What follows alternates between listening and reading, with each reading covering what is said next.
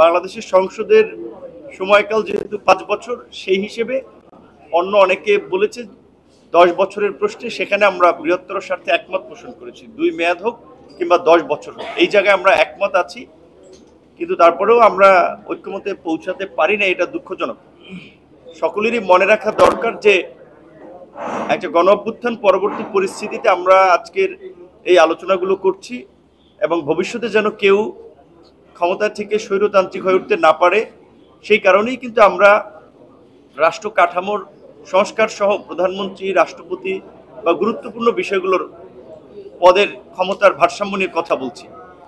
রাষ্ট্রপতির নির্বাচন নিয়েও গতদিন আলোচনা হয়েছে, আপনারা জেনেছেন, সেইখানেও ঐক্যমতে পৌঁছানো যায় নাই।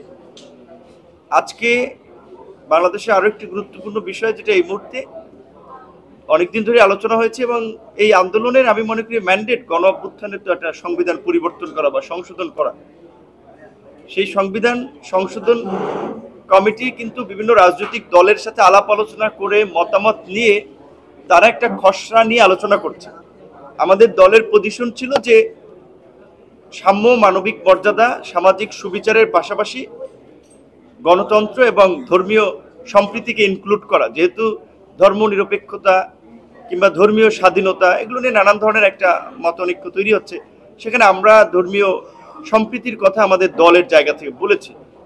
কমিশন অন্যান্য দলগুলোর প্রস্তাবের আলোকে তারা সাম্য, মানবিক মর্যাদা, সামাজিক সুবিচার এবং গণতন্ত্র এইটুকু তারা বিবেচনা করেই কিন্তু তারা আলোচনার শীটে আমাদেরকে দিয়েছে।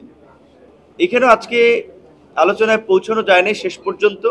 সেখানে অনেকে বলার চেষ্টা করেছেন যে এটা পার্লামেন্টের যারা আপনার বিজয়ী দল বা যারা সরকার গঠন করবে তারা পার্লামেন্ট এসে ঠিক করবে। যেখানে একটা গণ অভ্যুত্থান পরবর্তী পুরো রাষ্ট্রযন্ত্রের সংস্কার নিয়ে আমরা আলাপ করছি, যদি পার্লামেন্টের উপরে আমরা ছেড়ে দিতাম তাহলে তো আজকের আলোচনার প্রয়োজন হতো না। সো জাতীয় ঐক্যমত্যে কমিশন গঠনই তো করা হয়েছে যে রাজনৈতিক দল, নাগরিক সমাজ, বিভিন্ন সংগঠনের মতামত নিয়ে রাষ্ট্র সংস্কারের প্রশ্নে একটা ঐক্যমত করা। সেখানে ঐক্যমত কমিশনের এত অনৈক্য আমার মনে হয় যে আমাদের প্রত্যাশিত নয়।